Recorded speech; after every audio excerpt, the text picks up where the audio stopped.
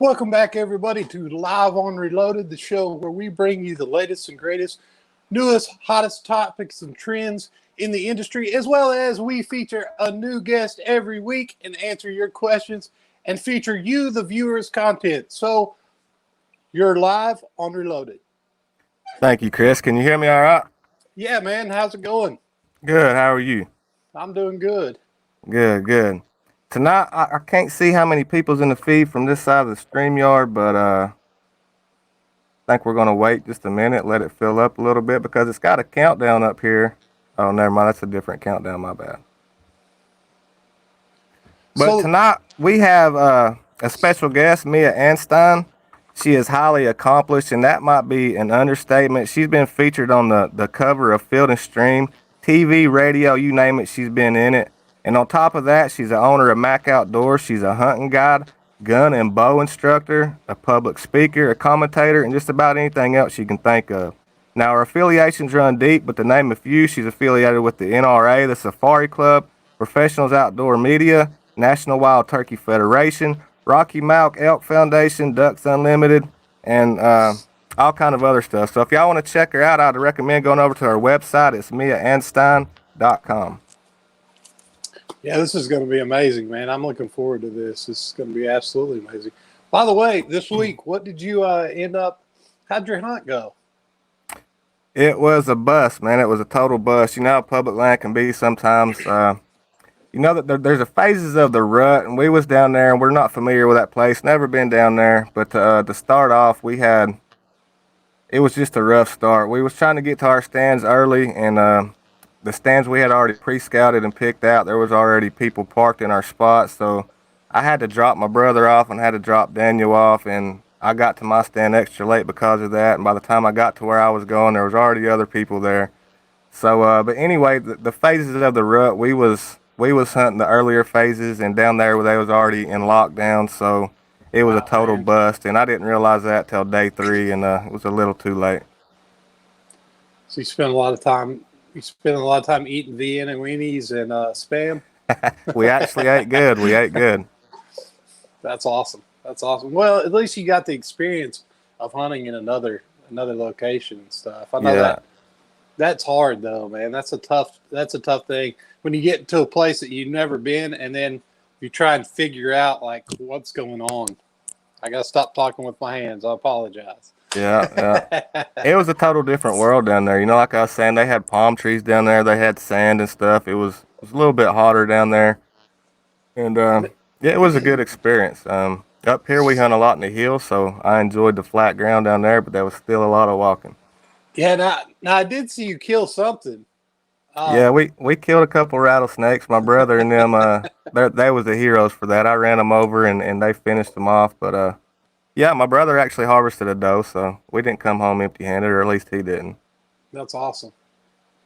Heck yeah! So it was it vastly different than where you hunt? I mean, like I know you said it had palm trees and stuff, but was it flat ground? Was it more like Yeah, tropical? yeah, it was flat. I wouldn't say tropical. It's kind of swampy down there, kind of like South Georgia, Florida. You know, if you're Yeah, familiar with that area. But yeah, totally different than here. Yeah. yeah. Well, you get them next time, man. I know.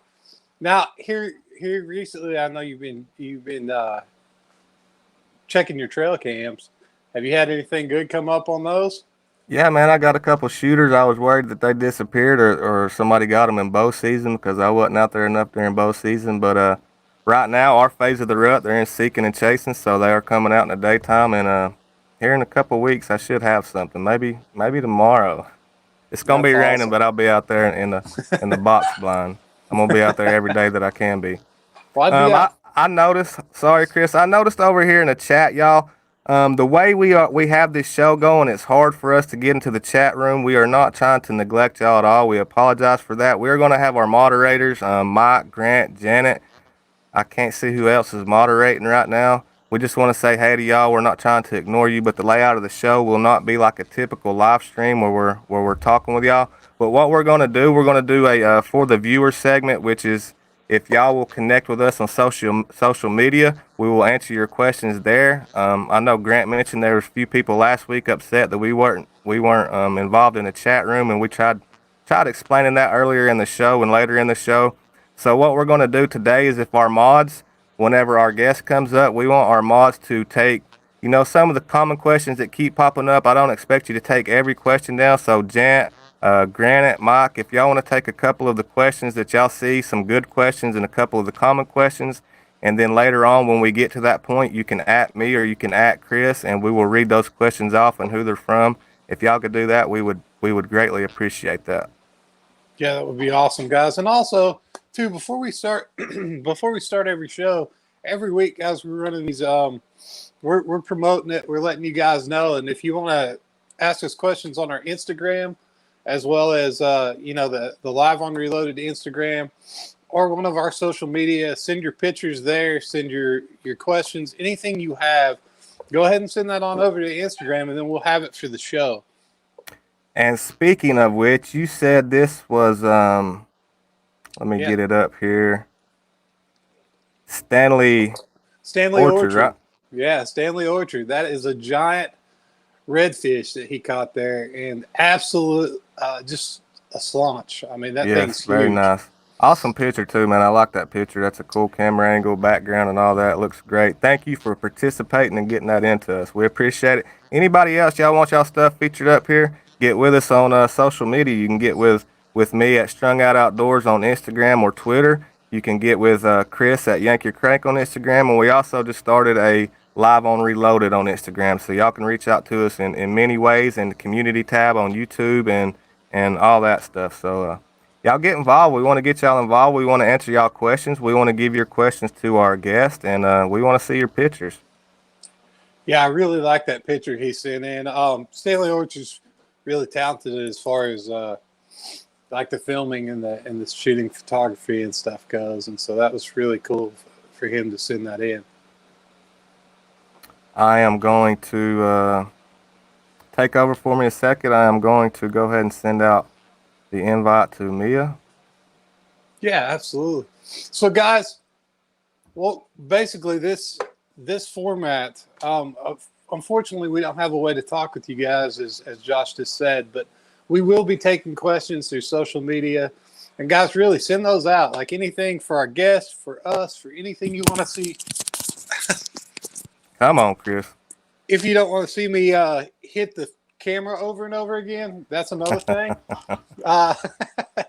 But anything in general that you want to ask us about the show, about future things, if you have ideas for future shows that you think might be interesting for us, send those on ahead and stuff. That would be really cool. Yeah, if y'all have some guests that y'all would like to see, that y'all want to see us get up here, then start letting us know who y'all want to see, and we'll try our best to get them up here as soon as we can. Yeah, and topics, any kind of trends. If there's something new you've heard about that you don't know about, we'll definitely research into it. Maybe do a topic on that, and that way we can educate and that sort of stuff as well. So.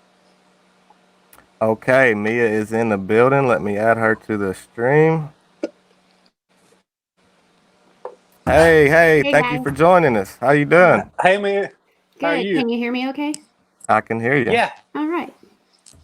Just as long as you don't have YouTube playing in the background or anything, you won't get no echo. I don't hear nothing now, so you're good right now. Good.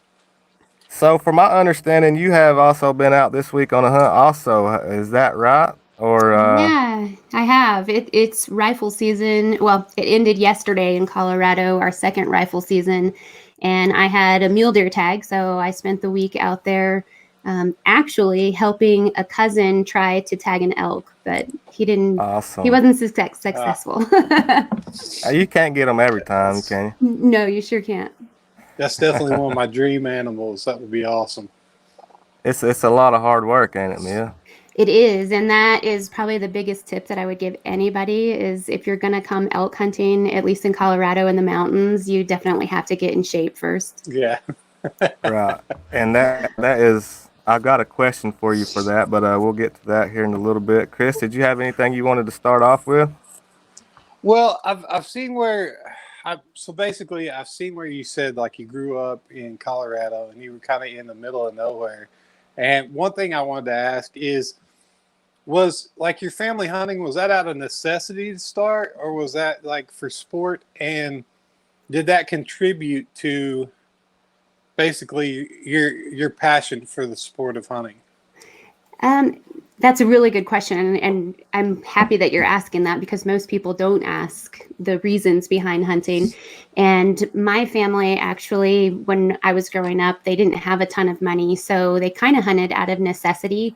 But my parents were kind of old school hippies, and so they hunted for food. My mom grew a garden and stuff like that. So it was more a necessity type thing. And actually, even though my dad, he hunted many animals, he didn't have a single antler in the house. So there definitely wasn't a trophy aspect to it at all.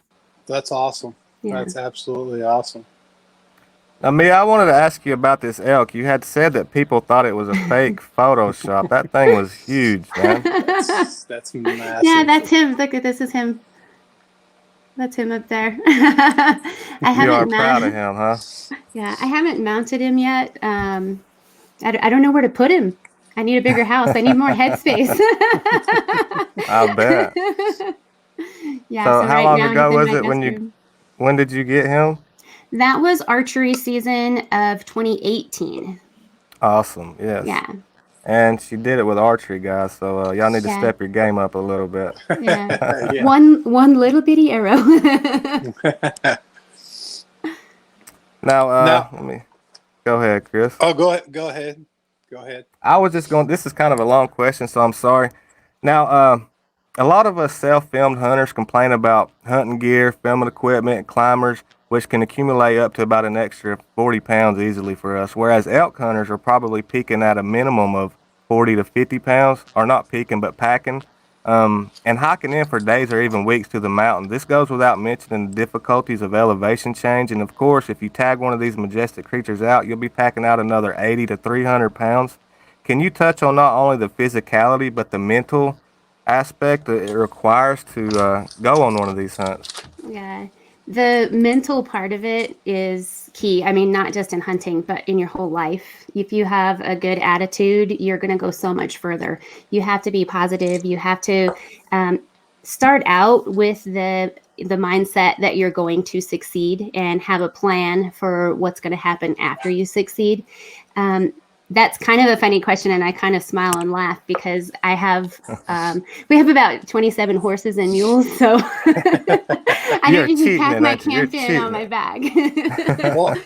And we generally use the horses to help us get animals out too. But one thing, like with that bull, this big bull, is in Colorado, we have a lot of beetle kill right now, and the mountains are so steep. The terrain is incredibly steep. You're hunting at, tree line at 11,000 feet, 12,000 feet. And with that timber, you can't always get horses to it. So you do have to have a plan to get that meat out. And you have to, especially in archery season, it's hot. You don't want the meat to spoil. Yeah. You've got to have a plan to get that meat out and be able to climb. In this case, I was down the mountain, so I had to pack it and climb up. And you have to be able to do that. And horses can't always get there. Some people say you cheat when you have horses, and I have them, and they're going to earn their keep when when the time comes. Yeah. But I did have to. My husband and I packed that elk up to the horses because where he went was in a big dark hole. That's where elk like to live. I have a gear list, and I usually suggest to people if they're packing it on their backs, their camp. Ration out your food, ration out your snacks, take only necessities, stuff like that. And I have a lot of different suggestions for that. I fortunately have, even though I spent on that hunt a total of 18 days in the wilderness, I did have a horse pack in my camp. So we had, propane cell for our jet boil and stuff like that. So it is kind of a luxury to be able to pack that kind of gear in with you. Right. Yeah. Now, how much alone does the skull and the antlers weigh on that? Do you know roughly? Oh, I should have weighed this one. It's funny because I was in that video clip that you showed. It's pretty heavy. I haven't weighed it. The thing with this set of antlers is it has a lot of mass, And so that's the thickness of it is really big and it is heavy. And so packing that out with, at the time it had the cape on it and everything else, it's pretty good load. But you do get in shape before you go, you know. Right. I'll have to weigh that out and I'll share it on your Instagram. I'll give you guys a shout out and let you know, because I never Awesome. did. I That's never awesome. weighed it after I cleaned it. It looks heavy. Yes, it looks, that's awesome. Now, how much how much threat do you face from predators? Like, I know Colorado's not like Alaska, but I mean, in the way of like bears or anything of that.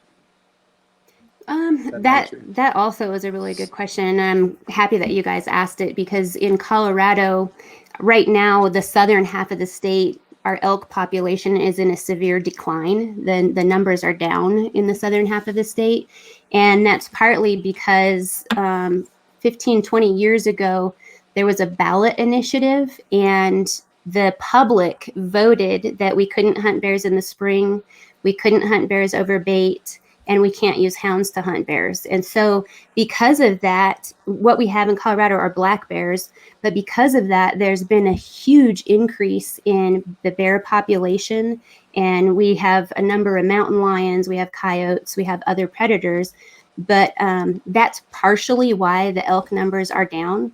And in general, you don't have to worry about being attacked by a black bear, but in the past, 2 or 3 years, the game wardens are actually spending more time dealing with bear and human conflict. So there are people who've been bitten by bears, stuff like that. I have never had a serious conflict with a black bear, but you always got to be leery of a sow and cubs. And actually this September, I had a bear tag and I was hunting and all I saw were sows and cubs. So I never shot one, so it's kind of scary. And actually this season, on second rifle season, a lot of the outfitters in our area, all their hunters tagged out on bears, but not all of them tagged out on their deer and elk. So that's very unusual. Wow. That's crazy. I heard you on a podcast where you said that an elk tag is almost automatic, but whitetail deer is a draw, and that seems bizarre to me. That's interesting. And where I am, it's mule deer, not whitetail. We have whitetail out east, but the mule deer tag is a draw, and the elk tag is over the counter. That will be kind of changing in the future. The Game Commission and the Parks and Wildlife has been working on a structure, so cow licenses will be limited even further. They have been limited. But archery used to be over the counter, and in the future, it'll be separated between, instead of being either sex, you'll have to either choose whether you want a cow or a bull tag. So that's something they're working on, trying to get the populations of elk to increase again.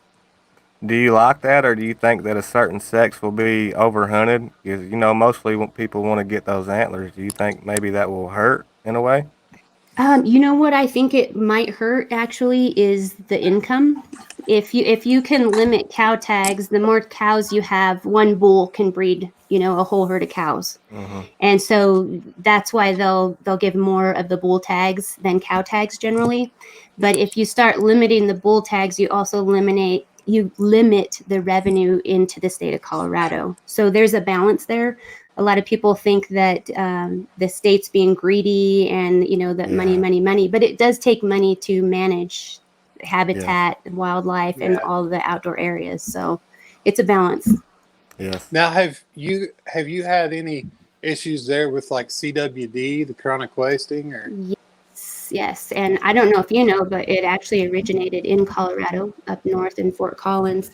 I live in the southern half of the state, southwest corner, but it's not down in our hunting units yet, but they're definitely keeping an eye out throughout the state. There are voluntary checks in some units, and other units it's mandatory that you have to have your deer checked.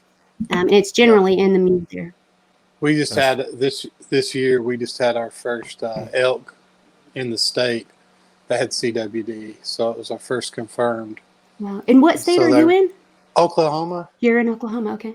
Yeah, so we were literally like, I was reading about it, and they don't think it's spread, so that's a good thing.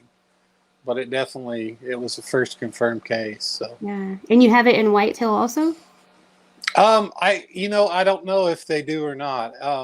That wasn't said. It was just the elk that I know. We have, but our elk are kind of divided up. It's on draw hunts, and they're only in certain portions of the state. So okay, they're whitetail are all over. So I'm sure it probably is in whitetail as well. yeah, Probably Yeah. so. No Yeah. elk down here in Georgia, and no chronic wasting disease yet. Keep my fingers crossed. I hope you guys don't get it. Now, me, I know So it's going to depend on the length of the trip and the weather, but let's talk about pack essentials a little bit. Besides your, food, water, bedding, what are some of the things that you feel is a necessity to have in your pack? I always carry a first aid kit. I carry one that TMS Outdoors makes for hunters, so it's pretty small and it's really lightweight. And I carry that. It has a tourniquet, it has aspirin, chapstick, stuff like that. I also always carry dental floss because you can use the string of a dental floss, not like a floss pick, but you can use that for a lot of things. Plus, if you're eating jerky, I always have snacks in my pack. Snacks are very important. But if you have Wow. jerky or something stuck in your tooth for, a week, that it can be a serious problem. So that's something that people don't usually think about is dental floss. But that's helpful. What else do I usually keep in my pack? I always have a jet boil and a small fuel cell. I have a lighter, fire starter kit, rain gear I always have in my pack, an extra pair of socks. Got to take care of them feet, don't you? Yeah, definitely. And comfortable boots are a must when you're hunting. And if you get new boots, make sure that you have them broke in before the hunt. Don't wait until you head out and then go ahead and try and hike in them. Yeah. Get those broke in ahead of time. Out west, we usually hike a lot, and I think some people are surprised, and unless you get a hold of an outfitter or a rancher that has some type of a private property where you can pasture hunt, then you definitely need to plan on putting on some miles.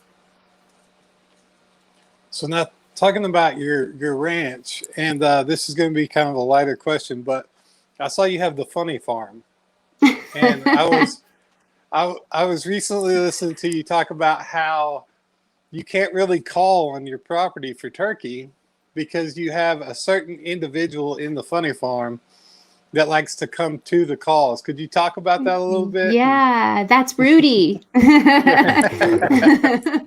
Rudy is as tall as me. I'm 5'2", and he may be an inch or two taller than me, but he's an emu. And it's kind of a funny story, but years ago, my husband and one of his buddies, they were at a sale barn at a livestock sale, and there was an emu farm that went out of business, and so they bought 30 emus.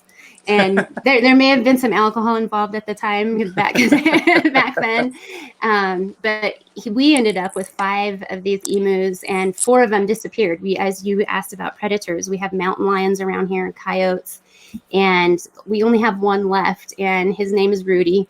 But I've watched him kick coyotes to death, and I've watched him run from them too. So he's kind of interesting. It's very prehistoric, but years ago, I had a phantom mini predator call, a mini phantom, and I was out back in the oak brush calling. We have raccoons, and I was calling, thinking, I'll see how this works. Well, all of a sudden, I hear this stomping in the leaves, the dried leaves, and it was this stinking emu. I look up, and he's looking down at me, and it was kind of creepy because he's like a dinosaur. So you have to That's always plan on him, and he can ruin a hunt pretty quick. I had an instance one time at one of those sale barns where I bought a box, and it was $5 for the box, and you didn't know what was inside. They tipped it upside down, and it was 15 pot-bellied pigs. Oh, nice. And they ran everywhere. And I was like, oh no, what am I going to do with all these pigs? And the auctioneer's like, you want to sell them $5 a piece? I was like, yes, let's do it. So that's fun. Now, Mia, I once heard you say that you have more guns than you do shoes. Is that true? It is true. What I is your should say it favorite? may or may not be, but it is. What is your favorite gun, and what is your everyday carry weapon? And maybe could you tell us what got you into shooting to begin with? Yeah. Well, I'll start out with telling you how I got started shooting, and that had to do with my parents when I was a kid. You guys asked about hunting, and my brother was 5 years older than me, and my dad was teaching him to hunt when I was 5 years old. And so, to eliminate my curiosity and any type of accidents or incidents, he taught me to shoot when I was 5. So I've been shooting firearms since I was 5, and for hunting, my new favorite one is the one that I used this last week, and it's a 28 Nosler. It's a Christensen Arms rifle, and it's pretty cool. I hope to get to use it again this fall, but it did a good job on that mule deer. And on top of it, I have a Swarovski Optic Z6i scope, which is super Nice. cool. It has an Nice. adjustable turret that you can sight in and make your own marks for that gun, and I just click it to, yellow is 300, blue is 400, and so it's That's super awesome. simple turret. But that's my new favorite one, maybe because it's brand new. I don't know. Yeah, not got tired of it yet. I haven't gotten tired of it yet. It's a fun one to shoot. It's a round that I didn't have before. I have a lot of different calibers, and that 28 Nosler is a pretty cool caliber. That's My awesome. everyday carry, I kind of change that up a bit. It depends on what I'm wearing, where I'm going, Right. maybe how I felt that morning. I don't know. I I oftentimes will carry it's a Remington 380 semi-automatic. Okay. The R380 is what it's called. I was trying to think of the name of that. And since I'm a writer, that's what I do for a living. And Remington had sent me on a writer's trip, and I tried that one out and really liked it. So Nice. it's a pocket size. It's easy to conceal. I like a 1911 style, and so I like that. It has a really stiff trigger, which is kind of hard to get used to if you have long fingers. It's kind of tricky, but just practice at the range ahead of time. My other favorite is a Kimber K6, and that's a revolver. It's a 6-shot 357, and the trigger on that, it's like a ball bearing trigger, and it's so smooth and easy to shoot. And I can conceal that with thigh holsters under dresses. I conceal it waist holsters. Even though it's a 357, it's manageable to shoot, and it's easy to conceal. So those are That's probably Nice. nice. my two Nice. go-tos. Now, I have a question along the gun line. Now I know you're a lifetime member of the NRA, Yeah. and I know you recently. I saw where you were talking about the new red flag laws that are coming down the pipeline and how they're going to affect hunting. And Yeah. I just wonder, like, do you think that they will, in fact, affect hunting and like how we move forward in being able to, like, what guns we're allowed to possess, what guns we're allowed to shoot, that sort of thing? And if so, like, what's some of the things that we can structure or put in place to prevent that from being an issue for future hunters? Well, the red flag law itself isn't going to necessarily restrict what type of guns you have. What it will restrict is whether you can have guns. Yeah. And I'm also a part of the DC project. And that's a group Okay. of at least 50 women. We get one from every state. We go to Washington, D.C., and talk to our legislators, the House and the Senate, and we talk to them about gun issues. We give a different face to gun owners. I'm not the typical, old redneck white guy, and I am a gun owner. And I'm also, I support the Constitution. So as part of that, we talked a lot about red flag laws because the states that already have red flag laws, there's a lot of problems with them. Um, One of the big things is if it's a nationwide issue is we need to make sure who can report somebody for a red flag law. And Yes. they right now, like in Colorado, it has to be a family member. Well, if I'm feuding with my cousin and my cousin reports me, then that's a problem. And the real problem is with the red flag law is you are guilty until you prove yourself innocent. And that may take 30 days. It may take 90 days. You don't know when your court date's going to be. You better take time off from work. You better be in town. You better not be sick in the hospital when your court date appears, because if you miss your court date, too bad. You lost your Second Amendment rights and you lost your guns. Another thing is the issue of the police departments don't have spaces to store. They wouldn't have room to store my guns. Do they have a vault? Do they have labeling? Do they have tagging? And the big thing is people are not getting all of their firearms back because there's not an accountability.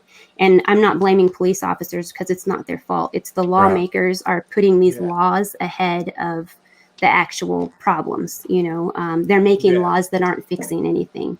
So I could go on for probably an hour telling you all the bad things. It makes the law, it actually makes, if a sheriff comes and takes my guns, it makes them accountable, because then they're actually stealing my property and then they're responsible for it. And, who's going to police them to police the police? And it's a mess. By the Constitution, I don't understand how it's even possible, that they're able to do that, but yeah. But I thought I'd ask that question because it was something I found really interesting, and I thought for people that didn't know that this was in place or even moving forward, that you would be the best to kind of answer that question. Well, and I don't know if I'm the best, but I've been learning a lot along the way. I've really been talking to people who've already gone through the issues. I also have friends who are running for Congress who have studied other statistics of other states and the stuff that's happening there. So that's something that anybody could do, is just start reaching out and researching. It's crazy. Yeah. I seen a picture with you and Uncle Ted Nugent. Do you actually know him in real life, or was that you just bump in him? I know a lot of people that are, I guess, famous in real life. And Ted Nugent, my daughter interviewed him, I think 5 years ago. She'll be 21 next week, but she interviewed him at the Golden Moose Awards, and he was super neat guy. I really had I know you never know what to think about people because you just see them on TV or on screen, and so you don't know what to think. Well, at this Golden Moose Awards, she had 30 seconds to ask these people the questions as they came in. And she asked him a question about how he felt being a mentor to younger people. And the security were trying to herd him out as he was answering it. And he said, no, this young lady deserves my time, and I'm going to stay here until we're done. And he stood there for 5 minutes, and then he started asking her questions. And so that picture that you saw, I actually took so that I could send to her, because she was just, it really made her feel good that he took the time to visit with her instead of just, doing his due diligence. He's a great guy, ain't he? Yeah, it was pretty neat. Now, speaking of your daughter, I know I watched a video recently where you said you were sending her off to college. I'm curious, I know she's involved with a lot of the stuff that you do. Is she going to follow in those same footsteps and kind of, do you think she's going that direction, or you think? She's kind of doing her own thing. She, kids have a mind of their own. The part that have found interesting is her first 2 years at the university. She was up in Montana, and she was teaching firearms to other students. They had a Facebook group, and she took new shooters out. She's a very good shotgun shooter and instructor. Cool. So she did a really good job sharing that. She does share her ideas. I say that I'm impressed, or it's just been interesting to watch, because you raise your kids up, and then when you drop them off at college, you're just like, dear God, I hope I did my part, because you don't know what's going to happen. And really, honestly, the university she was at is very liberal, and I was just like, I hope that she can stand her ground, and she really has. And now she's transferred to another school for her last 2 years, and she's actually influencing and educating the kids there, as far as not just guns, but she's really into rodeo. She's into the Western lifestyle. She's into cowboys, cattle. That's kind of more her niche, is that Wild West. She wants to share heritage. And so it's Nice. neat to watch her standing up for herself, because honestly, she's actually studying journalism and reporting, and she's an outstanding photographer. If you guys want to follow her, it's Legit Outdoors is Okay. her Instagram, and she has a Facebook page. But it's neat to see that she's standing up for herself and backing her values so that she can teach other people a little bit. You know, because as you probably know, the liberal side is they're bullies. Oh yeah. It's gotten out of hand for sure. Now I do have a question. So you teach archery, and you're an amazing role model, and just a great figure all around for the younger generation. Thank you. I was curious, do you think that archery competitions like the ASA, IBO, if those are good places to start to get the younger generations into hunting? Because it's not truly going out into the woods, but it's, it's shooting 3D targets or whatever. And also as well, do you think that it's just a way to get the younger generation out in general? I would say yes to both. Okay. A lot of I'm also a regional representative for Safari Club International for Colorado, and a lot of the archery guys that are in our Safari Club chapters, the chapters will support like archery in the schools programs, and some of these hunting archers, they're like, no, because it doesn't actually lead to hunting, the percentages. And so they really support the scholastic 3D archery programs, the S3DA. And I mean, and that kind of leads more into hunting when you have the 3D targets. And when I'm teaching archery, I always take 3D targets. I teach at the She Never Quit event down in Texas. And I always take like a white-tailed deer. I take a jackalope. This year I took a mosquito, and, I take these different targets. So just to kind of give them that idea. And I also will show them my hunting bow to show them a comparison in what a target bow is versus a hunting bow. And I'll show them traditional bows that you can hunt with as well. And primarily because a lot of people just don't know. And if we don't educate them, then they don't understand what's going on and stuff like that. So it's interesting to see how surprised some of the ladies are who don't hunt. And they're like, wow, like they love archery. And then they're like, wow, you can actually shoot an elk with this arrow. Or I bring some judo points to show them what I shoot grouse with and what I shoot small game with, so they can learn.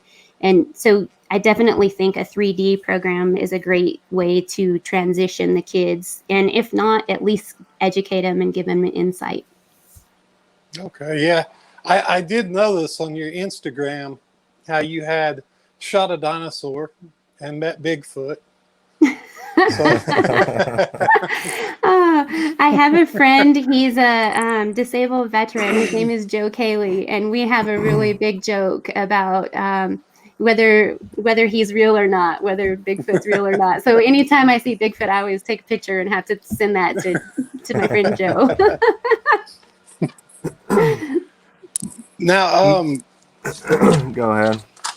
I was just going to say, I noticed you're a member of the National Wildlife Turkey Federation, or National Turkey Federation.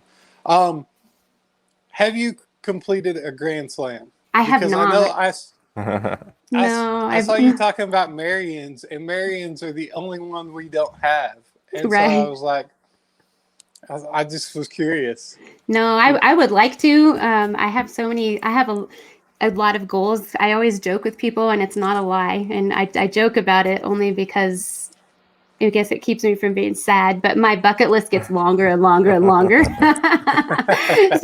But yeah, Grand Slam turkey, that's on my list. That would be awesome. That would be absolutely awesome.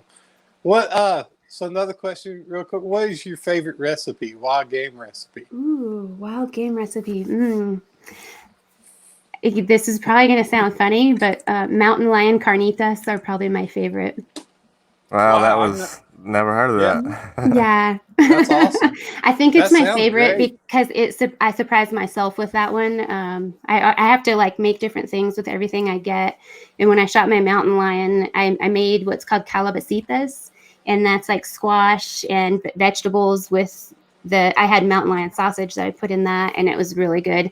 And then I was like, I think I'll make some carnitas with this, and that's my favorite.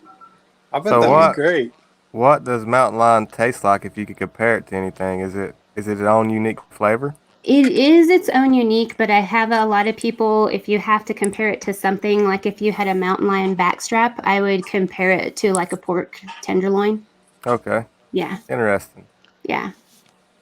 So what is the this is another topic. Sorry, I'm jumping kind of all over the place. But what is the scariest situation you've ever been in? Speaking of mountain lions, I just got to thinking about like what is the scariest situation you've ever been in while hunting in the woods? Hmm. You know, the scariest situation that I've been in, honestly, when I've been guiding is the scariest.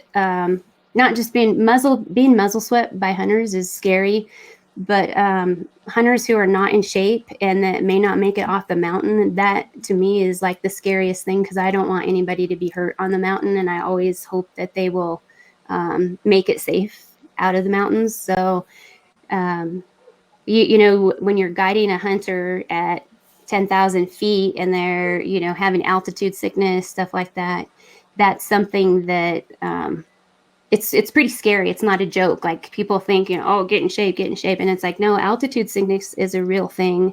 And Yeah.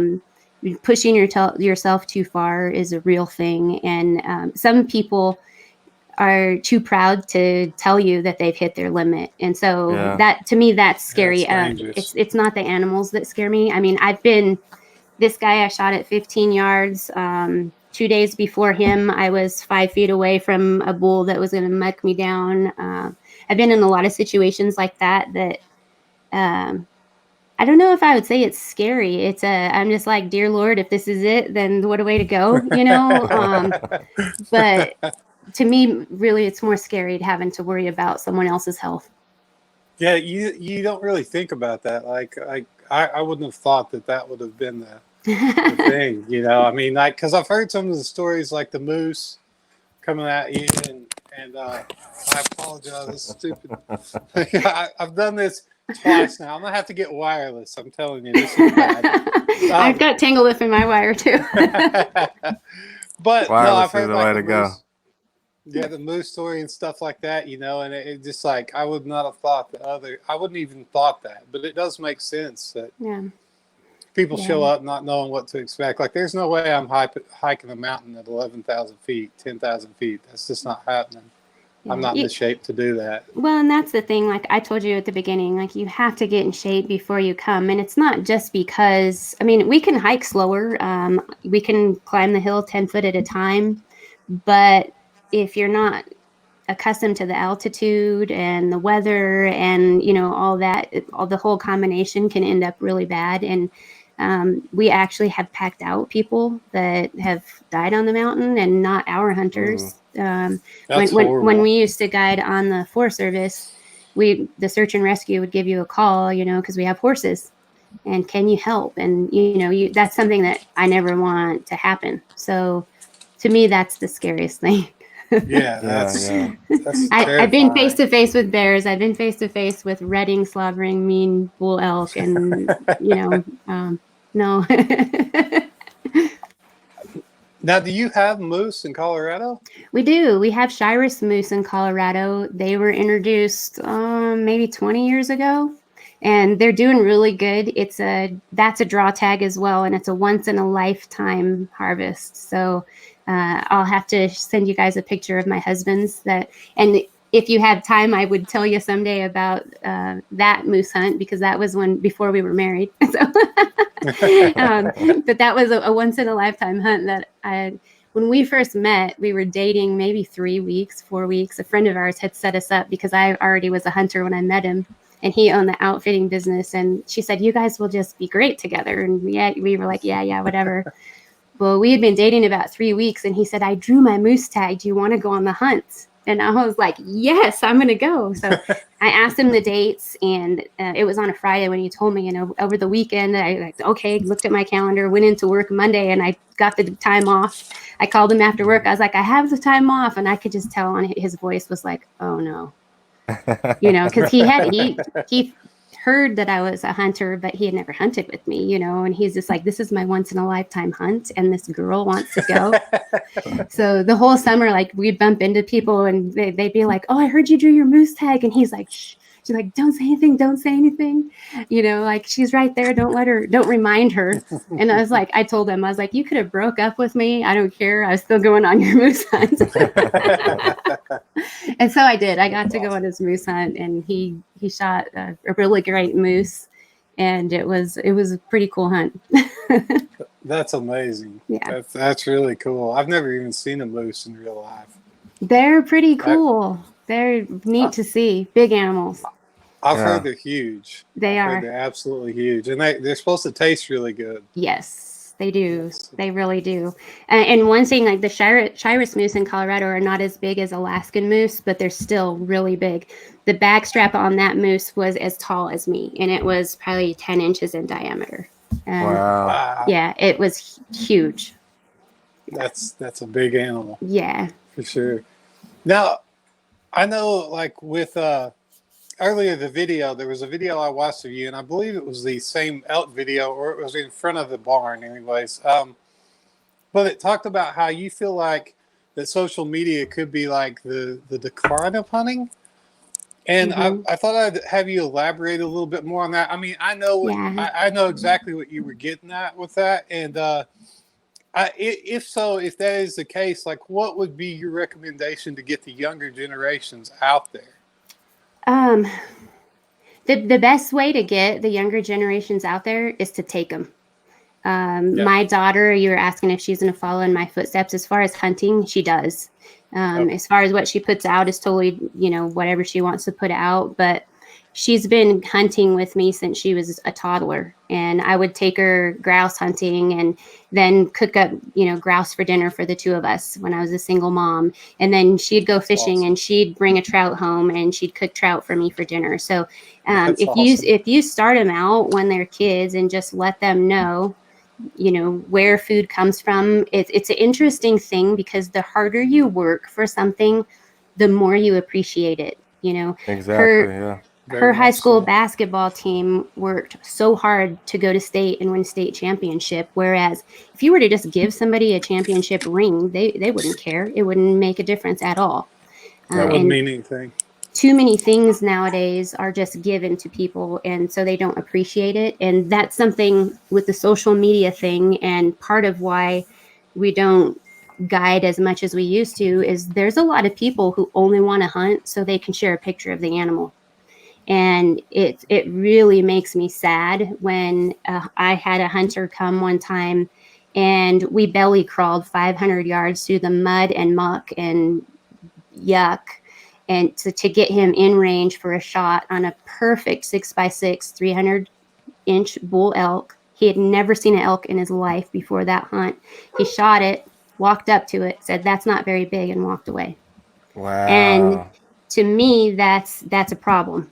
That's not why we hunt. That's not why you should be out there. To me, and I mean, I don't know if I've even said enough tonight, but it's not really about that shot. It's about everything up to it. It's about what you see when you're out there. It's about finding bear tracks. It's about seeing a mountain lion scratch. It's about finding rubs. You guys know that. I found a Merriam's turkey feather while I was deer hunting last week and put it in my hat. There's so much out there, and it shouldn't be about that picture that you want for social media. It's more than a kill. Sad. Yeah, and why on that video I was talking about social media and it being a detriment to hunting is because there was a young lady that I had met that photoshopped antlers onto her backpack, and I know because I've seen plenty of antlers on her backpack, and it's like, it's okay if you don't fill your tag. It's all right, I think I hunted probably 7 years before I killed my first bull elk. And there's a lady that was at the hunting camp this week. It was her 8th year. She finally connected with the bull elk, and she was so That's happy. awesome. It's not as easy as people try to make it be on social media, and I think people look for the likes, stuff like that, and that's just not what it's about. And the second reason I was talking about social media and hunting is because I'm a hunter education instructor. I told you about the ballot initiative for bears several years ago that made it very difficult for us to hunt bears here. But they're talking about putting a ballot initiative for wolves, and the anti-hunters want to introduce wolves because then we won't need hunters because there's not going to be enough elk or moose to hunt. We have bighorn sheep, we have mountain goats. The wolves will definitely impact those populations. Yes. And so we have to be careful what we put on social media. In Colorado that year, there was a girl that had hunted a mountain lion, and mountain lion hunting is by far the hardest hunt I've ever been on. And she was obviously super happy, I know, because I've hunted mountain lions before. And she shares a picture of her arms this deep in blood, and she's got a huge smile, and she's just like, so happy with her bloody hands and that she killed this mountain lion. And it's like, you have to consider what a non-hunter is going to think of that picture. And if I wasn't a hunter, she would look like a maniac murderer. And so we have to think of that when we're sharing pictures and when we're sharing our hunting story. You have to think hunters are the smallest population. Anti-hunters outnumber us, and we are declining too. And the non-hunters are the ones who are going to be influenced. And I have aunts and uncles and cousins who will eat wild game, but they don't want to see a picture of a dead animal. And I respect that, and it's just something that we always have to consider, because they're creating these ballot initiatives to eliminate us. And I get a lot of negative feedback on some of my videos. You probably haven't seen it, but I do some serious videos, but I also do some silly stuff. But it was the public land hunters don't be this guy, and it was a lot of cliches, and I figured it was a good idea because people could relate to it. But at the same time, there was a lot of people that was really serious and saying you should not be representing us in this way, and I see both sides of it, but yeah. Most of the people don't have your outlook on that. They're like, well, screw them. If they don't like it, I'm going to do it. So it's interesting to see from your point of view too that you're approaching it that way.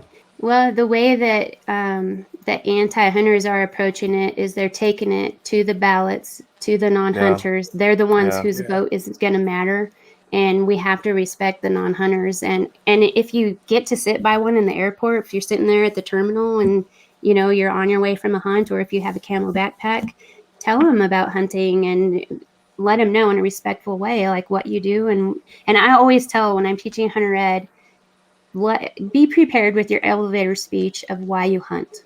Right. And make sure it's not because you want a picture. Have you ever been able to convert a non-hunter to be a hunter? I've read articles where they have converted, and that's really interesting. Yeah, I have one or two that I know of, and I know there have been non-hunters that have been in hunter ed that had no intention of ever hunting. They just sat through with their kids in hunter ed class, and then they decided they wanted to hunt, stuff like that. Awesome. I really feel like with social media, I have influenced a few people through social media to be inspired to at least get out and try. And so, yeah. Now you said to get kids involved in hunting, to just take them. Yep. My kids they do not want to go, and I want to force it on them just to make them experience, but at the same time, I don't want to force them to go and then them hate it and never give it another chance. So I'm stuck in the middle of a rock and a hard place. What would you recommend in a situation like that? That is a hard place. How old are your kids? They are 13 and 14 and about to be 13, and then I have a 9-year-old daughter too, which she wants a little Bambi. She wants me to go get Bambi and bring it home as a pet. Don't work like that. That's because Walt Disney did no service to real life animals. Yeah. At that age, you're kind of behind the game a little bit, but it's not hopeless. The thing that I would suggest, and I suggest to some people, is find mentors for them in your area. in Georgia, I'm trying to think of who I know in Georgia, but there are like, you could take them to shoot sporting clays, and they could meet other people who pheasant hunt or bird hunt, Yeah. and that's a way to Yeah. get them into hunting. But you kind of like try to emerge them and join together, just something that's not necessarily hunting, and not everybody wants to hunt. That's the thing. Yeah. Yeah. You also want to educate them so that they respect hunting and don't decide like they're vegetarians or something like that, because I have friends whose kids like all of a Yeah. sudden are vegetarians, and you're like, what happened? But usually if you can like merge them together with some type of a group, NWTF has different kids programs, kids hunts, stuff like that. If you take them to the national convention, there's fun stuff for kids to do of all ages. That's a Just really good. different things like that can help. I think he wants to hunt to please me. I think, and I think a part of him is curious about it too. But a few years ago, I got him a rifle for his birthday, and we was out shooting, and I was trying to sight the rifle in just to have a starting point for myself, and he was having a hard time seeing through the scope. He wears glasses, and Mhm. he shot one round. He did good. Then he shot the second round, and I wasn't paying attention, and the scope popped him in the eye. So Oh no, he's got a fear he's got to overcome with that. So yeah. trying to And work on that.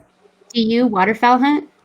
I don't. I'm So I, whitetail crazy. That's about it. that would be somewhere where both of you could start brand new and learn together. Like if you join, like find a Drake's club or a Ducks Unlimited club that will do Yeah, youth stuff, and then you both could learn that together, and then maybe transition from that into deer hunting.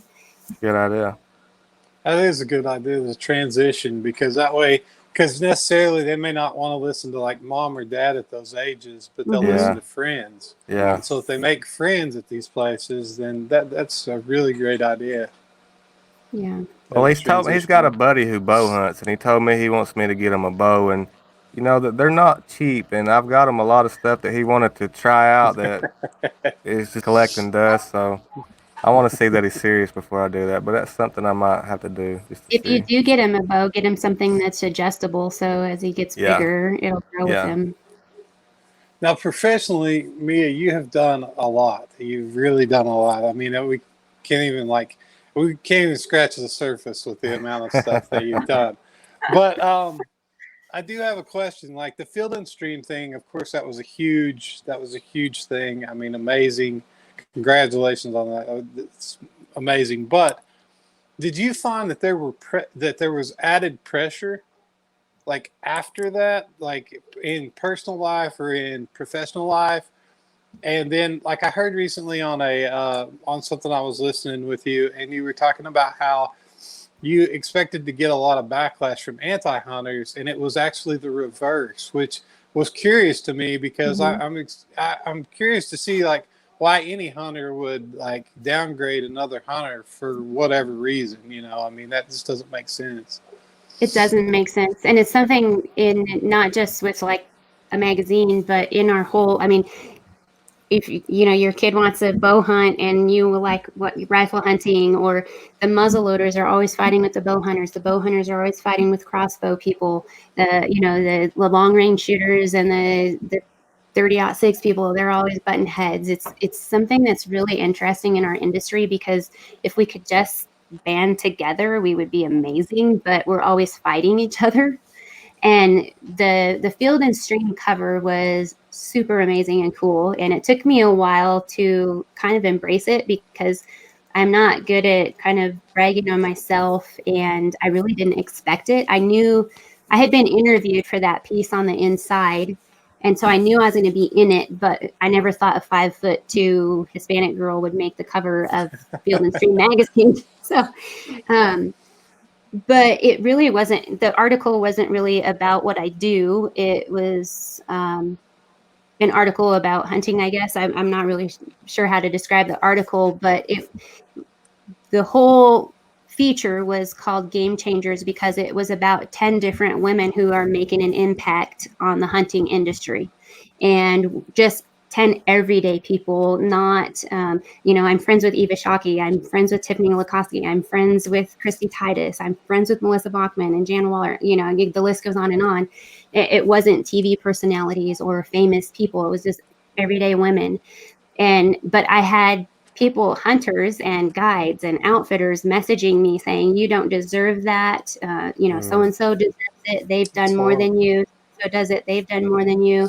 And so really it kind of made me upset. It didn't put more pressure on me, but the article didn't say what I do. And I do a lot. So the people who were kind of like pounding on me, they didn't know me. They don't know who I am or what I do, and it didn't say. So I was just like, well, whatever. But it really was shocking because I thought holding that rifle on the cover and being a hunter that I would be attacked by the anti-gun people. I would be attacked by the anti-hunters. And I had only one person commented on someone else's post about how bad hunting is, and they were a waterfowl hunter. So it was like, well, but you're a hunter, I was curious about do you get in arguments with the anti-hunters? Do you try to ignore them, or do you try to educate them? Because a lot of them, they was brought up, and that's the only thing they know. They're not educated. They don't really understand it all. So do you ignore them, or do you try to educate them? On social media, the anti-hunters who I've had interaction with are generally from other countries, and they just kind of have their keyboard warriors, and they flock to attack. So no, I don't engage them whatsoever. I usually just block them. In the United States, if I'm face to face with somebody, I will ask them questions. Why do you feel that way? Why do you think this? Where'd you get that idea? And then try to have a conversation with them. Sometimes you can, sometimes you can't. Yeah. Usually face to face, they won't fight with you. They won't argue with you. They might give you a dirty look. But online, I usually don't fight with them. If it's another hunter, I will tell them some facts and statistics. And I've done all sorts of hunting all around the world, and there's different reasons why people hunt different ways. If a waterfowl hunter doesn't like a deer hunter or a mountain lion hunter, then I can tell them reasons why. And sometimes it's helpful, sometimes it's not. Right. Now, speaking of overseas, I know I saw that deal where you went over for a black bear hunt in Russia, which I found the story I found it really interesting. And what I found so interesting was when you got over there, like the passport debacle and all that was crazy. But once you got over there, you actually had to take a test so that you could shoot. A proficiency, now, is that something that you have to take every time you go over there into another country? Would you have to take that every time, or is it something that's it's one and done? I don't know. I'd be willing to do it again. It was kind of fun. Actually, it was pretty cool because we don't do that here. I mean, when you teach hunter ed and you go and you shoot, 10 shots at a little target and you're done.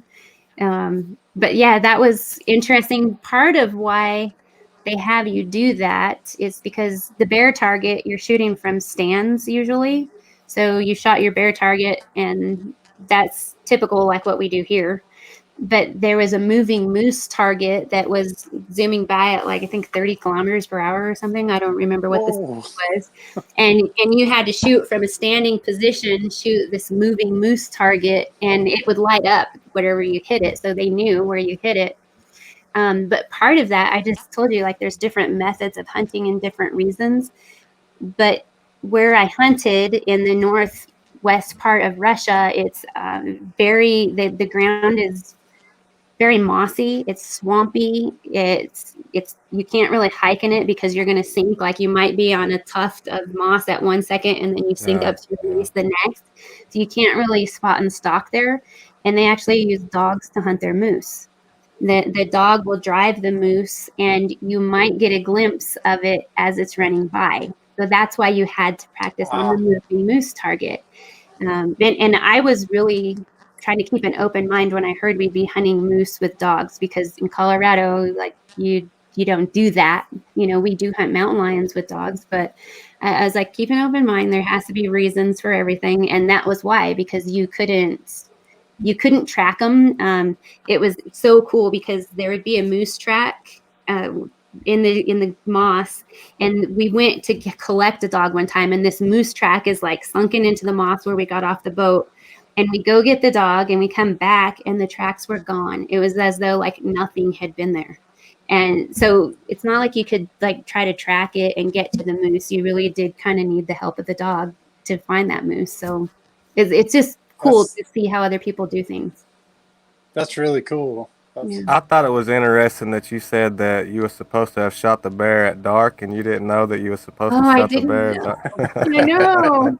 I was the joke of the camp, that's for sure. I was the dumb American woman. Stupid American. I was like, I teach hunter ed in the United States, and I would go to prison if I shot the bear in the dark in Colorado. Yeah. They should have told you that, right? Minor detail. Now, I wanted to get back into you as a shooting instructor. As a shooting instructor, what are some of the most common mistakes that you see people making over and over, and not just with a rifle or a pistol, but with a bow also? The most common mistakes. The first thing that comes to mind is keeping their finger on the trigger. And I mean, with archery, I don't think that's as bad. I think most people, if they're shooting with a release, they can keep their finger off the trigger. But if you had to put them all together with handgun, rifle, and archery, I would say follow through is the biggest mistake. Because whether you're shooting with a scoped rifle or open sights, people always want to see if they hit and where they hit instead of following through. If you keep your eye through the scope and the crosshairs, you should actually be able to see where you hit on the animal without moving the scope again. And in archery, follow through. If you don't follow through, your arrow is going to go offline every time. So that if you put them all together, that's the biggest thing is follow through. I didn't want to put them all together, but I was just, that's fine though. That's fine. That's fine. I've never had anybody. I'm sorry. I think in archery, people don't practice enough before hunting. They won't practice enough. You have to practice holding. I think maybe with archery and rifle again, and I handgun hunt a little too, but people aren't patient when they're hunting and they don't wait for the perfect shot. And especially with archery, there's a lot of things that have to come together for that perfect shot. And we sometimes get impatient and, too many deer, if you're hunting on a stand and too many deer come and go, and finally you're like, oh, he's close enough or he's quartering just enough. And if you can just be patient, things turn out a lot better. Yeah. Now, in the beginning, you said you were a writer, and I know you have wrote a lot of stuff in publications, but how did you get started doing that? Was that something you always wanted to do, was write, or is it something that you started out as and then it just kind of adapted into what, with the hunting and everything else, you started writing? I used to write a lot as a kid, and I read a lot as a kid. In college, my English professors, everything I wrote was like redlined and horrible. So no, I didn't come out as a writer. I actually studied business and dietetics, nutrition. So that's kind of where I started out. But before I started writing, I was in the building industry for almost 20 years. And I sold building materials. I sold trusses, doors, windows, everything from residential to commercial areas. And then when I met my husband, one day he had some guides that couldn't come and didn't show up or something happened, and he asked if I would help. And since I already hunted, he was like, can you help today? And I said, sure. And my grandpa he would email me, and I told him, sorry, I'll email you in a couple of days. I'm going to be gone guiding. So he said, what? So I started sending him the stories every day of, this happened on our hunt today and that happened on our hunt today. And he was not a hunter. He was a gunner in the military. So he knew firearms and stuff, but he was very interested in these hunting stories. And the hunters in camp, they were like, what are you doing on your laptop in the corner, at night? And I told them, I'm sending the story of, blah, blah, blah. This happened to Bill today, and they started asking, well, can you email those to me? And I started emailing. Well, then, Ray says, well, you sent Bill a story and not me a story. So I made a blog, and I was like, you guys, you can get it there if you want to see it. That way nobody's feelings are hurt if I forget somebody on the email. And from there, a local newspaper, they published a couple of my articles, and then some outdoor channel posted some gear reviews I did, and then Women's Outdoor News picked me up, and I just kind of grew from there. Awesome. That's amazing. Yeah. Now, speaking of these guided hunts and all this stuff that you've been through, do you have a crazy story? I mean, you get to hunt a lot of different places, you get to hunt a lot of different game, and you get to hunt with a lot of different people. Do you have any interesting stories from that? Maybe a crazy incident that's happened that you could share with us? Crazy incidents. Crazy, scary, funny. You don't have to throw anybody under the bus, but. And I'm thinking of a crazy story that happened, I guess you could say, to me. I was hunting with one of my friends and his son. We were all three archery hunting, and it was during the rut. We hadn't seen a single elk. We heard some, we saw some, a mile across the canyon. So we hiked down the mountain and up the other side, and we're just kind of cow calling as we're going through the woods. And all of a sudden we hear this elk just roar, and he's like on a bench just right above where we are. And we're like, okay, we're going to call him down. He's going to come to us. And so Mia, you go over there, and the son, he's going to go over there. Well, we take off running, and to get in position while the dad is in the back, and he's going to call. Well, the son made it to where he was going to go, but I got stuck. I never made it to the bush where I was supposed to be set up. And so I'm behind this tree, a big pine tree, and this elk is just screaming, roaring, mad. I mean, snot is coming down, and he's not just bugling, he's roaring. And the dad is back there, and he's smacking trees with branches, and he's raking to get the bull to come. Well, he came, and he came fast. So I'm there, and I have my arrow knocked behind the tree, and this elk just zoom. He's like right there. And I'm like, what do I do? What do I do? Well, next thing I know, he's right here. And he's like, I could have reached out and touched him. I could feel the steam from his sweat. I could just feel it, the heat. Wow. And I'm like, okay, I'm a tree. And then I was like, wait, I'm a big tree. Don't like me. I'm a big tree.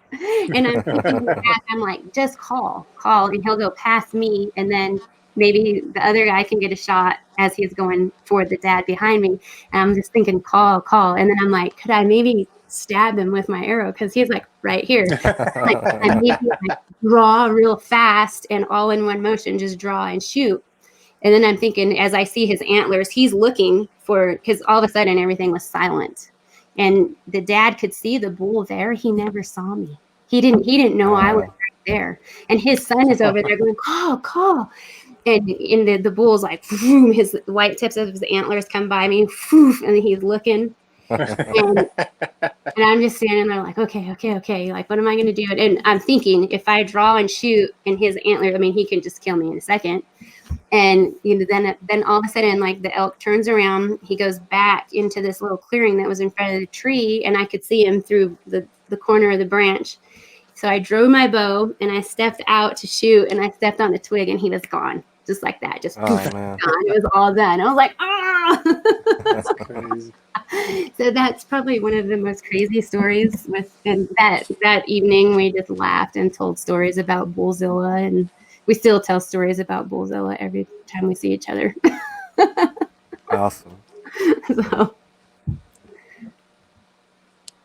Now, will elk, when they're in rut and stuff, are they really dangerous to be around, like close quarters like that? They can be, yeah. Yeah, that's what I was saying when I saw his white tips of his antlers. I mean, they rake trees, and I mean, just like a whitetail will rub a tree, and that's why I was like, don't rake me. Yeah. If I had a backpack on, it could have helped, but yeah, they're pretty vicious. And actually, if you look up, there's videos of elk attacking cars, and they do get a little crazy. Yeah. So I didn't it's know pretty they were Is that elk your aggressive. favorite? Is elk your favorite game to pursue? Do you? Is that the main thing you hunt? I would Yeah. say it's my favorite thing to hunt. Elk in the rut is probably anybody who's hunted elk in the rut is probably their favorite hunts, because you can try to outsmart them on their own turf and call them in and stuff like that. Elk hunting is pretty cool. I like turkey hunting because that's something else you can call in when you Yeah. can't call in an elk, you know? Yeah. Yeah. It's fun watching a turkey strut, isn't it? Yeah. And I mean, you call in whitetail, so I'm sure that's probably kind of Yeah. fun. Yeah. It is fun Now, calling them in. Yeah. bighorn sheep, how elusive are they and how hard are they to hunt? Bighorn sheep are, I wouldn't say they're that elusive. The way they're elusive is they'll go hide on a cliff face where you can't get them. Um, I haven't gotten to hunt one yet. I'm still in the draw. That's a draw. I hope every year. I hope I'm like, this year's my year. This year's my year. But you can find them, and I've actually been pretty close to bighorn ewes, that because they're curious. They don't see people very often, and they'll come up and check you out. As far as the bighorn rams, I've been within 80 yards of them, and it's a different type of hunting. It's not like elk hunting or deer hunting, and it's a little different. You have to practice long Okay. range. I know that because of how they will get out on those cliffs and mountains and stuff like that. I have a question from somebody on Twitter, and she is actually in the chat also. Shannon Naylor. She said, "I would like to know what advice Mia would give to the girls of the younger generation that are joining the hunting scene. Any tips for them to be successful in a sport that is mainly dominated by men?" The deer and elk don't care if you're a man or a woman at all. They don't care at all. A big tip, not just in hunting, but in life in general, is be confident in yourself. Be proud of what you do. Be sure of what you know. And if you don't know, ask questions. Don't let men be condescending to you because usually that's their insecurity if they're putting you down. I'm interviewed a lot, and I always have people asking, "How have you been oppressed in the hunting world?" And I've been probably treated the same way by women as men. I've had I've had women who didn't want me to guide them. That I'm 5'2" and I'm little, and so what could I know about hunting? Right. I Yeah. a lady, she didn't want me to guide her, and so what you can do is find commonalities, whether it's a man or a woman, and as I said, whether it's hunting or whether it's just something else in your life, find a commonality with her. She had Swarovski optic binoculars, and so did I.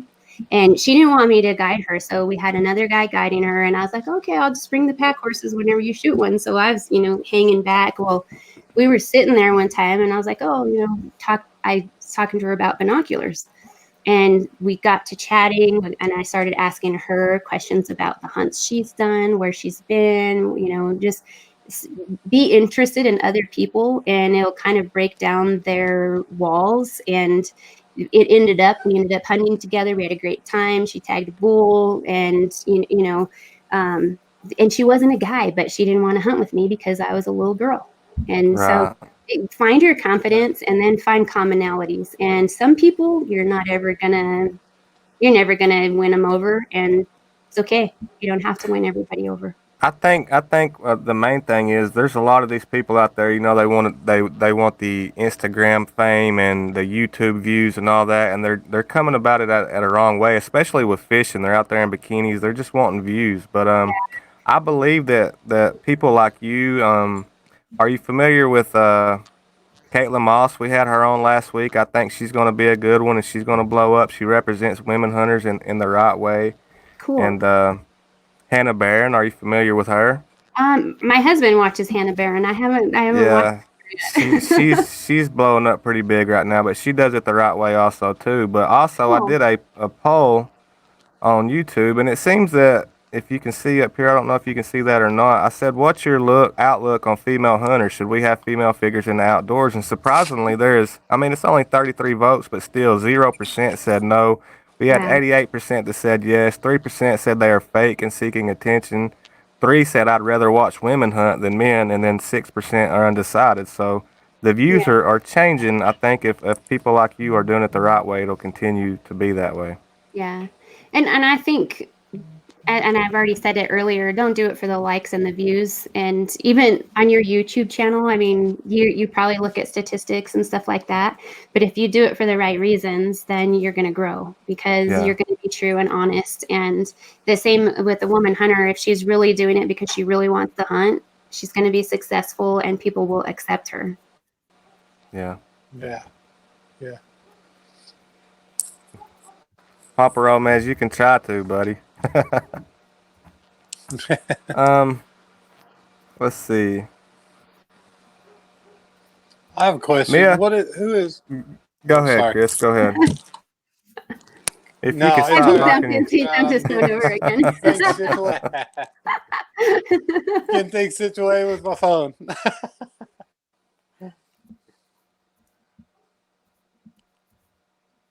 Go I was ahead. waiting on you. Oh, no, you good, man. Sorry. Oh, I thought you said you had a question. Let me get back to where I was again.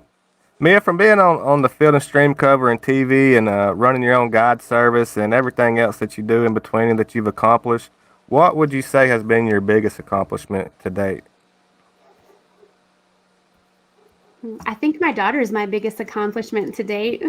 I really knew do. you was going to say I that. really do. Nothing wrong with that, but I figured you would say that. That's awesome. Yank, do you have any more questions you got for her? I don't. Unfortunately, I don't have anything. I mean, she's answered like everything that I mean, there's so much. There's literally so much. I know. and I can keep going There was on, so much stuff that you're involved in that we did not know where to begin and where to end. What would be too much? We didn't want to take up too much of your time, and I urge everybody that's not familiar with Mia to go to her website. It's Mia Anstine at miaanstine.com, correct? Yes. Y'all go over there. There's so much you can learn from her and that she has to offer, and she's been completely overlooked on YouTube. So y'all go over there and check her out too. She deserves a lot more I'm not than very what she's getting. consistent on my YouTube though. That's fine, but you still have a lot to offer, I think, for everybody. I'm going to see if we have any questions from the viewers in the chat, and if not, we will move on to our rapid fire segment. Uh-oh.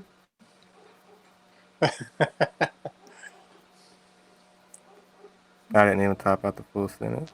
I'm very proud that you pronounced my name correctly because you guys didn't even ask me. Yeah.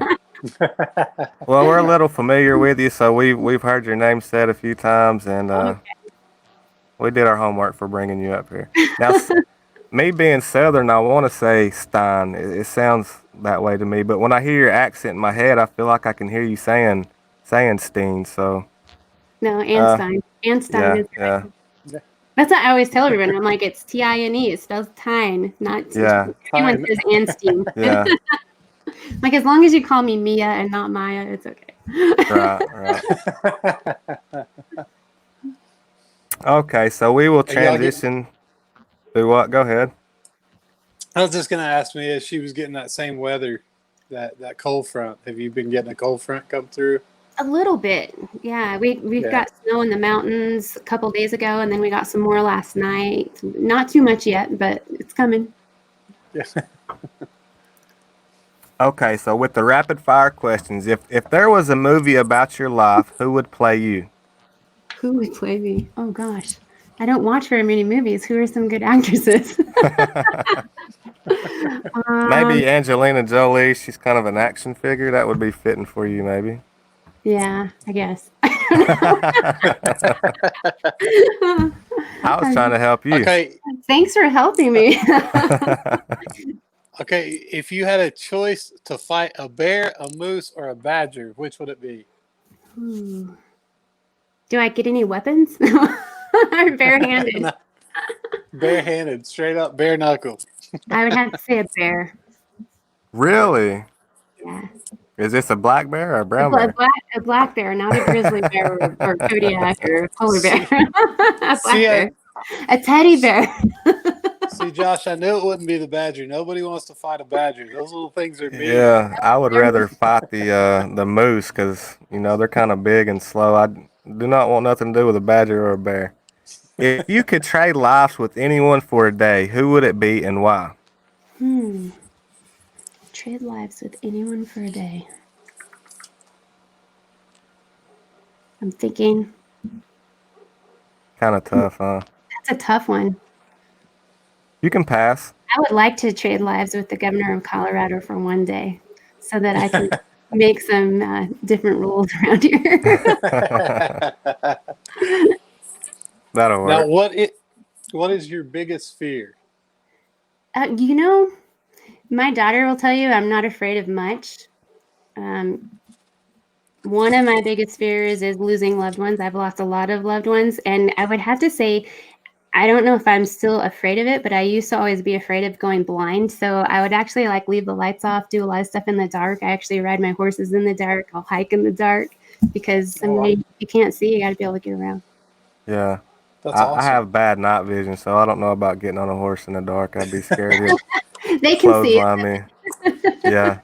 I've had bad experience with all the horses I've been on, so. But what advice have you gotten that was the most rewarding for you? Most rewarding advice. So it's advice that I actually give to people. I have a friend who follows my YouTube, the Kentucky Patriot, and I gave it to his daughter, is always be a strong, self-sufficient, independent woman. And that's, I have to say, the best advice. And that would go for Shannon that asked the question earlier. If you're strong and self-sufficient, independent, it doesn't matter if the guys accept you or not. Right. Good answer. Good answer. Yeah. You are sent into the woods with 3 items. Only 3 items. What are those 3 items? Into the woods with 3 items. I would take my Leatherman.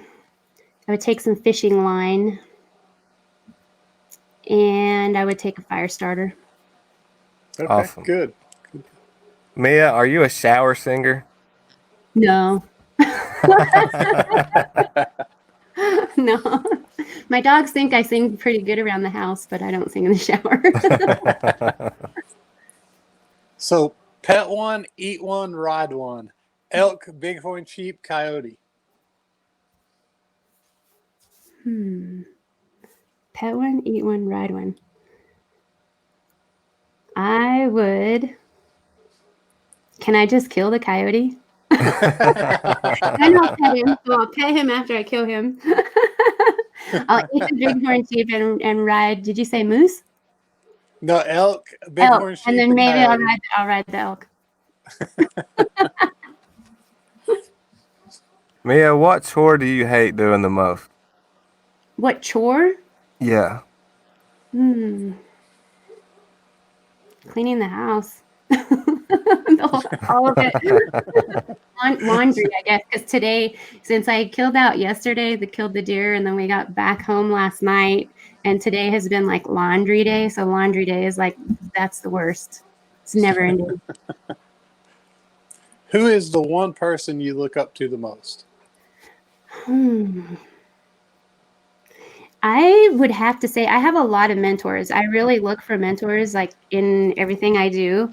But I have an aunt and she is going to be 80 this year. And I've always looked up to and admired her. She is the strong, self-sufficient, independent woman that I try to tell other girls to be. And she's actually not my biological aunt. She's kind of adopted. I've known her since I was 2.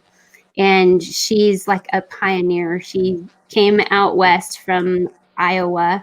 She went to college in Albuquerque and then moved to Pagosa Springs, which is where we live. And she built herself a log cabin. She owns horses. She does chuck wagons. And now she's retired, but she did chuck wagon rides, carriage rides, and used to gather wild mustangs. She's cooked on a wood stove like her whole life. And I don't know, I've always admired her. Awesome. That's really cool. Yeah, that's really awesome. Are you a pistol on the nightstand or a shotgun by the door kind of girl? Yes. Both? Both? Yep.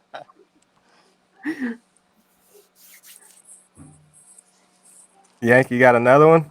No, I'm out of rapid fires, man. Sorry. Okay. And this stupid phone keeps We getting have knocked over. Grant McIntosh. He says, strung out outdoors, does she believe in Bigfoot? I would like to believe in Bigfoot, but I think by now, with all the cameras and technology and stuff, we probably would have a real good picture of him. So I don't know.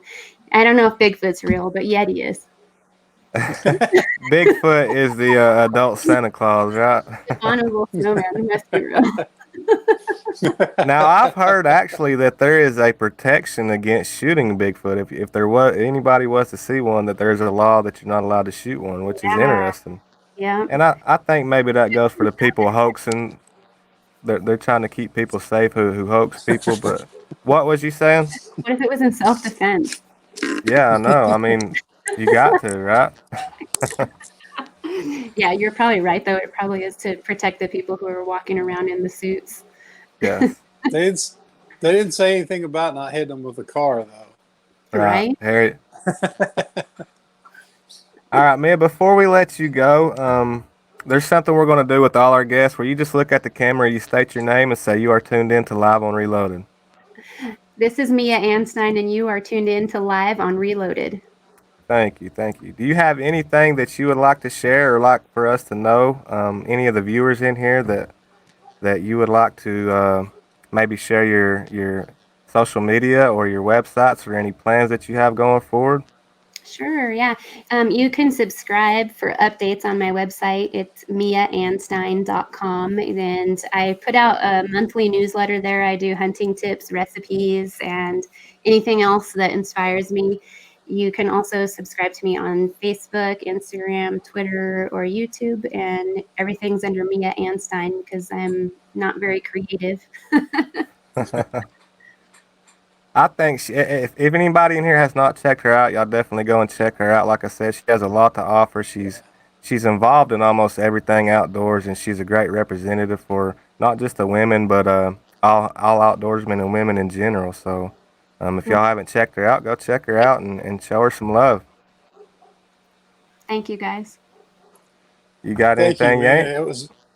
No, I was just gonna say it was really nice meeting you. It was awesome, like interviewing you. It was great having you on the show. That's amazing. Thank you so much. Well, hopefully We I'll really meet you guys appreciate at it. one of the shows, or maybe you guys could come.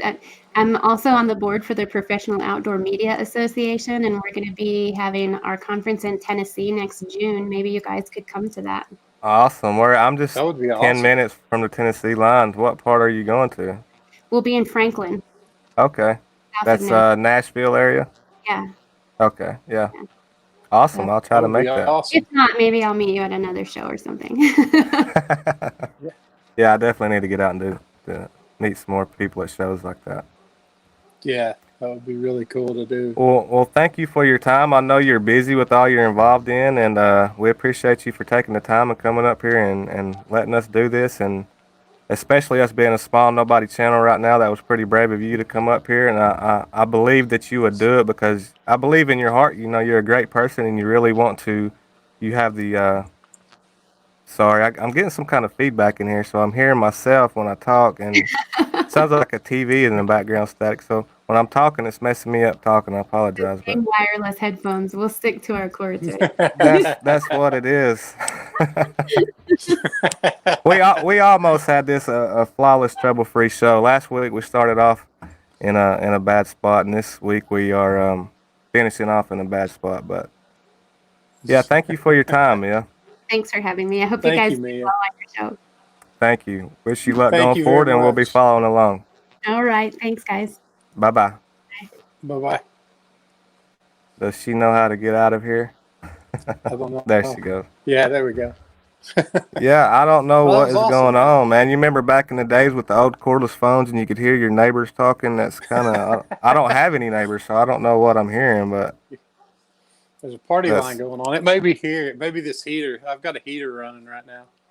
I can hear voices like static TV voices. But I don't know. yeah, another great show. If y'all have not checked her out, once again, go check her out. Thank you, Mike, for dropping the link. This is her main website, Mia Anstine, or I keep on saying that, miaanstine.com. There's she has podcasts over there. She has videos. She has recipes. She has about everything you could want. Her Instagram is also right here. Like she said, everything is her name. Check her out on Twitter, Instagram. Imagine she's on Facebook and everything else as well. And guys, thank you so much to Grant, to Mike, to Janet, to all the mods in the stream for popping up those links and helping us out tonight. We really appreciate it. We really appreciate everybody coming into the stream as well to watch, and we're hoping that you're enjoying the show. We're having a good time definitely putting it together and doing it, and we're going to have some more fantastic guests coming up in the future that you guys want to stay tuned for. But yeah, guys, thank you so much for everything. We really appreciate it. Yes, and thank you, Shannon. This was Mia's daughter. Y'all go check her out as well. Legit Outdoors. I'll have to go and check her out myself. All right, until next time, we'll see you right here on Strung Out Outdoors. Y'all get those questions in, connect with us, help us get this out, because this is something that we really want to do. It's not your typical live stream where everybody's trying to grow, which there's nothing wrong with that, and we want people to grow, but we want this for outdoors people and for people to come here, learn, and engage, and people that we believe should deserve more exposure. So y'all help us. We're nothing without y'all. Get those questions and pictures in and let us give y'all some airtime also. So we'll see y'all next time, Monday, 8 o'clock Eastern, and we are out.